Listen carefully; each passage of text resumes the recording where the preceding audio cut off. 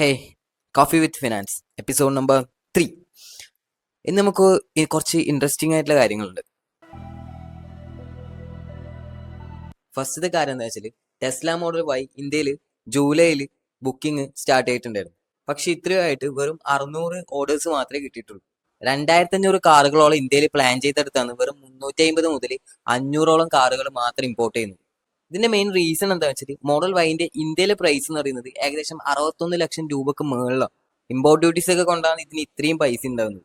ഇപ്പൊ features rich ആയിട്ടുള്ള ഒരുപാട് EV കാർസ് ഇന്ത്യയിലുണ്ട്. അപ്പൊ അതിന്റെ അടക്കം 61 ലക്ഷം രൂപ വെച്ചിട്ട് ഈ ഒരു പ്രൈസ് റേഞ്ചിൽ ഈ ടെസ്ലക്ക് നല്ല രീതിയിലുള്ള ഒരു ഗ്രോത്ത് ഉണ്ടാക്കാൻ വേണ്ടിയിട്ട് ചാൻസ് ഒന്നും ഇല്ല. ഈ കാരണങ്ങളെല്ലാം കൊണ്ടാണ് 2500 കാറ് പ്ലാൻ ചെയ്തെടുത്ത് വെറും 350 മുതൽ 500 മാത്രമായിട്ട് കുറഞ്ഞു പോയത്. വേറൊരു ഇൻട്രസ്റ്റിംഗ് ന്യൂസ് എന്താ വെച്ചാൽ ഇന്ത്യയിൽ കഴിഞ്ഞ മാസം റെക്കോർഡ് UPI ട്രാൻസാക്ഷൻസ് ആണ് നടന്നത്. അതായത് ഏകദേശം 20 ബില്യൺ ട്രാൻസാക്ഷൻസ്. ഓഗസ്റ്റ് മാസത്തിലാണ് ഈ റെക്കോർഡ് ഉണ്ടായത്. ജൂലൈയിൽ ഇത് 19.47 ബില്യൺ ട്രാൻസാക്ഷൻസ് ആയിരുന്നു. ഈ കഴിഞ്ഞ ഓഗസ്റ്റിൽ ഇത് 20.01 ബില്യൺ ട്രാൻസാക്ഷൻസ്. ഇത് ഓരോ വർഷവും ഏകദേശം 34% കൂടിക്കൊണ്ടേ നിൽക്കുന്നത്.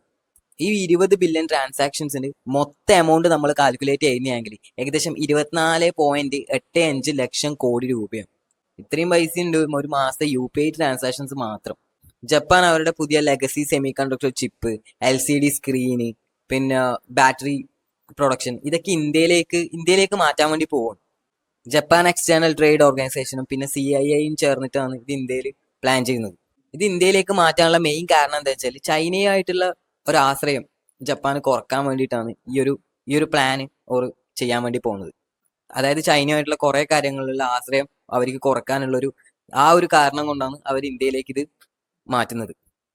അടുത്ത ന്യൂസ് എന്താ വെച്ചാൽ റിലയൻസും മെറ്റയും ചേർന്നിട്ട് ഏകദേശം 855 കോടി രൂപയുടെ ഒരു ജോയിന്റ് വെഞ്ചർ സ്റ്റാർട്ട് ചെയ്യാൻ പോകും. ഇതിന്റെ ലക്ഷ്യം എന്താണെന്ന് വെച്ചാൽ എന്റർപ്രൈസസ് AI സൊല്യൂഷൻസിന്റെ വികസനവും വ്യാപകവുമാണ് ഇതിന്റെ ലക്ഷ്യം എന്ന് പറയുന്നത്. അതായത് വെച്ചാൽ 70% റിലയൻസും 30% മെറ്റയായിട്ട് വരുന്ന ഈ പ്രൊജക്ട് മെറ്റയുടെ ലാമ മോഡലുകൾ ഉപയോഗിച്ചിട്ട് ഇന്ത്യയിലെ ബിസിനസ്സുകൾക്ക് ചെറിയ ചെലവിൽ കൂടുതൽ പ്രകടനമുള്ള AI സിസ്റ്റം ലഭ്യമാക്കുക എന്നാണ് ഇവരുടെ ലക്ഷ്യം. ഇത്രയാണ് ഇന്നത്തെ financial update. Subscribe this channel for more financial updates.